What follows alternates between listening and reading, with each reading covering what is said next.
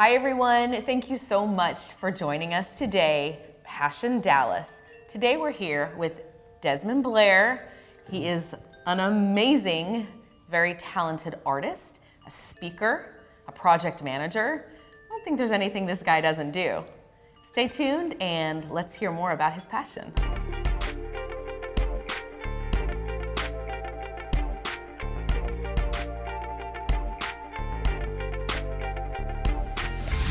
Hi, Desmond. Hi, Carrie. How are you? I'm doing good. Good. I'm so glad that you're here with us today. And I think the audience is going to go ballistic and crazy over your amazing art. Thank you. As I have. Thank you. So tell everybody a little bit more. Who is Desmond Blair? Desmond Blair. Who is Desmond Blair? I'm basically the way I view myself is just as a problem solver, no matter what I'm doing, like in both of my disciplines. As a project manager, as a speaker, as an artist, basically in everything that I do, I feel like I've been solving problems since I was a kid, and that was all started because of the way I was born. So what was your childhood like? You mentioned your childhood. Tell us about that.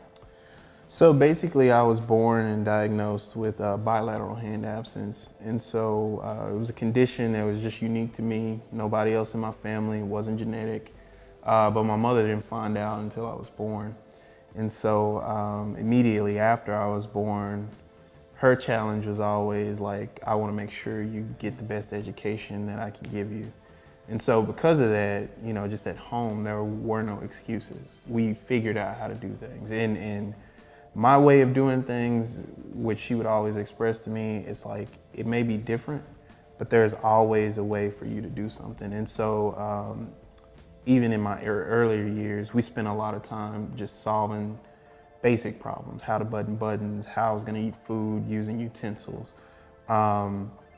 We just spent a lot of time solving those problems. And then when it came time for me to start school, it's kind of how I got into art, because I was learning how to write. We had to tackle that before I was able to start school. And so that's how I got into art. And so it was through learning how to write, and I learned how to write by coloring.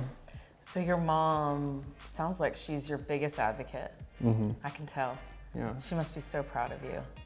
Yeah. Yeah. And she's also my toughest art critic. So she knows, I think she knows me well enough to have that title. Yeah. She's my toughest everything. Yeah, I get that. You know what, though, think about how, I mean, that you could have a mom that doesn't push, right? Or somebody that doesn't, that, you know, goes inward or doesn't face the challenge. And then you turn out completely different. And you know, you don't know how to face a challenge, and you've lived your entire life, and now you call yourself a problem solver. Yeah. She did something really right. Yeah. So basically, like, we just didn't have excuses. I didn't get out of doing homework. I didn't get out of doing chores.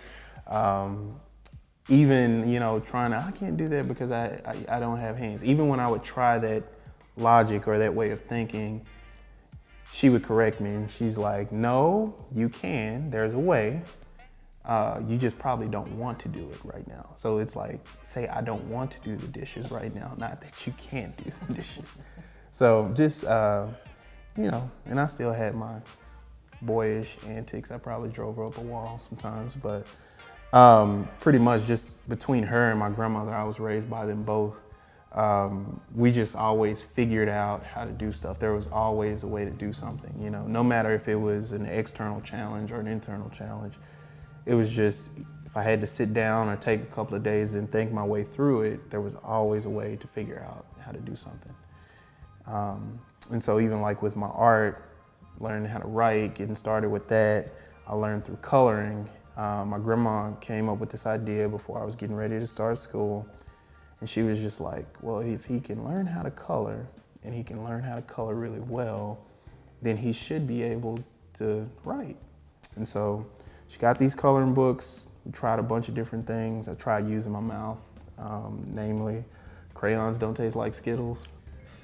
As a little kid, I realized that, and They might be non-toxic, but they don't taste good. Right. So we tried a bunch of different things, and then I finally figured out how to use both of my hands to hold my crayon, and then from there it was just coloring repeatedly to build the dexterity to stay inside the lines, and then I learned how to write. And she kept buying me coloring books, so I started tracing the pictures in them. When I was about 5 years old, I was watching cartoons and I drew Bugs Bunny, and then the rest is history from there. It's like, that's how I really got into art. Your hands, to me, as I'm looking at them, look as if they fit, like they're supposed to be together. Am I seeing something that I'm just like making up, or like, do you feel like they rest inside each other as if that's how they're meant to be? So something really cool about my hands.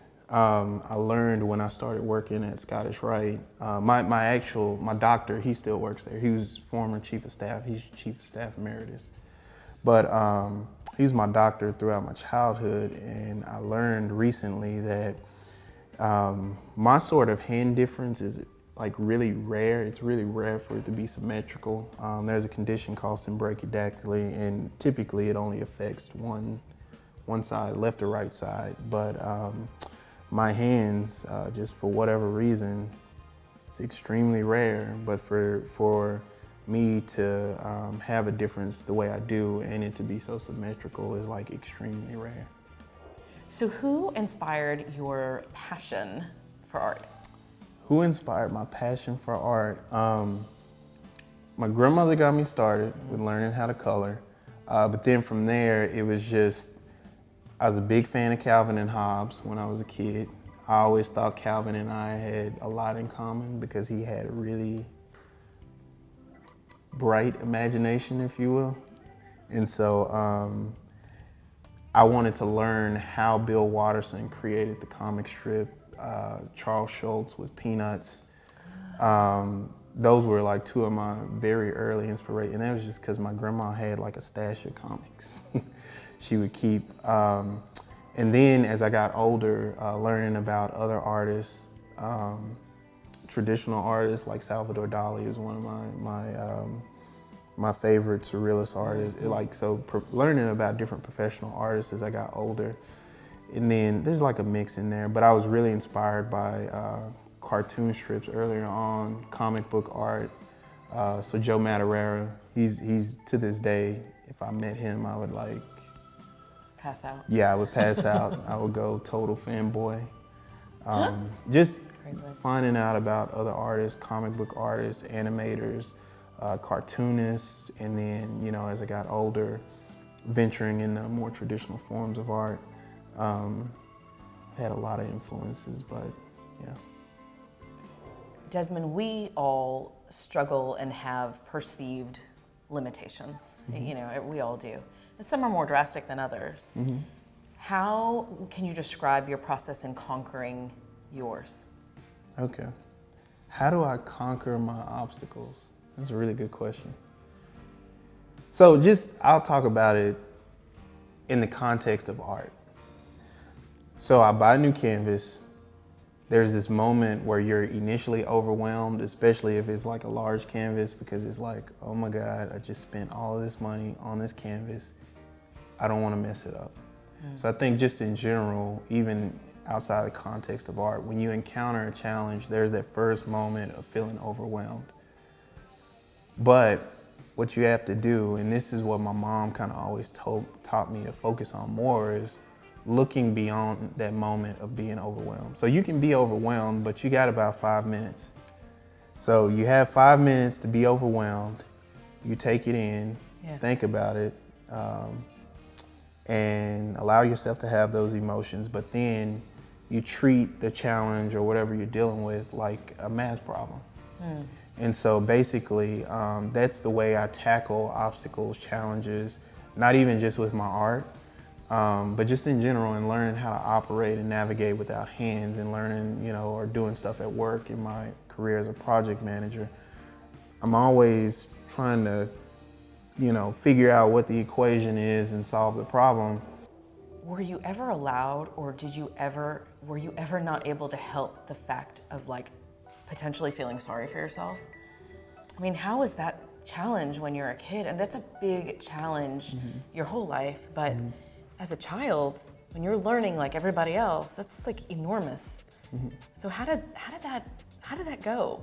How does it go now? Yeah. I don't know, like, it's just, I think it was a household thing, you know?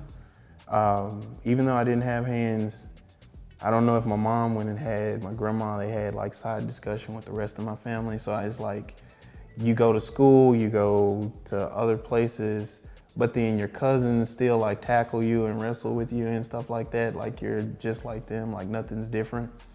And I think having that reinforced at home, and then not only that, I was a patient at Scottish Rite too when I was younger. Having reinforcement coming from both of those places really kind of got me over the feeling sorry for myself. Because I learned to accept at a young age. It was just like, this is the way I am. It's not gonna change, and I just have to make the best of the situation. Desmond, tell everybody, where did you get your fire and determination? Oh man, where did I get my fire and determination? I don't know. Like, I think some of it came from home just because I wasn't really allowed to make excuses for stuff, but then there's another driver behind it, and it is just like the quickest way to get me to prove somebody wrong when I was a kid was to tell me that I couldn't do something. So it's like if somebody really wanted to like light a fire in me, it's like, oh, you won't be able to draw that. And it's like, what? And I would go home and then I'd do it, and it's just that, and it's just, I guess, like that's always been my driver. It's just that challenge. But then as I got older, I started to challenge myself. And so it's like, well, with art, I can draw this, but can I do this? With school, I know I can do this, but can I do this? In my career, it's like, okay, well, I've done this, can I do this? It started from other people challenging me, I think, but then it turned into a thing where it's like I challenge myself. So I know you've been working on some new works of art. Will you tell us about what you're up to right now? So the beginning of this year, I kind of took it as an opportunity to start fresh. I've had this idea in my head for a while, where basically I like painting people, but then I started asking myself a question. Like, I know in art school, you know, I spent a lot of time learning how to draw hands, and I started thinking, well, it's ironic that I paint people and I paint them with hands, but I don't have hands. And so I just always, like, I went back to this question I used to ask myself as a kid, like, what if everybody else were like me? And so that kind of kicked off a series, and I sent some work out, earlier work in the series out to New Jersey not too long ago. But then I'm gonna continue that series, and what I've been doing is just drawing on like pop culture and all these different outlets and stuff to get ideas and change that narrative. Because I've always wondered, well, if everybody was like me and then there was a person with hands, how would they feel? Like, what would the world be like? And so that's kind of what's been driving some of my more recent pieces. Desmond, I know that you're still young, but what does your future look like? If you were gonna answer that today, what does your future look like? My future, what does my future look like? I would have to say my ultimate goal, I like project management because I get to solve problems and do like all sorts of IT stuff and learn about changes in technology. So I do want to keep doing that, but I think outside of my career as a project manager, I really want to get to the point to where I'm an artist slash philanthropist slash speaker, because I like encouraging people. But really just being able to use, I think, my talent for art on a larger scale to help people and organizations that, you know, make a way for people to have opportunities, whether it be through scholarship, community outlets, stuff like that. But that's where I want to get to, and maybe doing my own shows, and having like an actual studio that I can open up to do some classes and stuff when I'm not working. So at nighttime, on the weekends. So Yeah. yeah. You're a busy guy. Yeah. What is the message that you want to get out to the people that are watching? If you were going to say one message. One message, if I had to hashtag it, is different, not disabled. And that doesn't just apply to me, but I think just in general, I think everybody is capable of reaching their full potential, their goals, whatever it is they strive for in life. And my message would be to them is just to not limit yourself and try to find ways, avenues, resources to go as far as you can go in pursuit of whatever your dreams are. That's a great message. So. Yeah. What is the legacy that you hope to leave behind? The legacy I hope to leave behind, I know it seems grandiose, but even, small kid from Dallas, Texas, I did grow up in Pleasant Grove, South Dallas area. But to be able to come from that, if I could get to a point to where on a larger scale, I can use my artwork to drive the needle forward with, making people aware or raising awareness about limb differences and people with disabilities and actually changing that word. Because it implies that you're lacking something. But if I can use my talent, my ability, my creativity to move the conversation forward to where one day when people see someone that's born different, it's not a shock. Right. But they see the person before they see what's different. That would be my goal and hopefully what I would hope to make my legacy. I love that. Thank you. And I believe that you're going to do that. Thank you. I strongly believe that everybody out there is going to want to find you. And there's some information out there. I've been able to study you a little bit, but what is the best place for people to find out information and maybe they want to purchase some art, commission you? I do have a website, it's desmondblair.com. On their website, there's a contact page. If you send me a message through there, it'll shoot me an email. I'm also on Facebook, the artwork of Desmond Blair, and I'm on Instagram as Art Without Obstacles. Great. Thank you so much for being here. Thank you for having me. Oh, this is such a pleasure. And good luck in your art show that's coming up and everything else that you are going to achieve in this life. Thank you. Appreciate you. Thank you.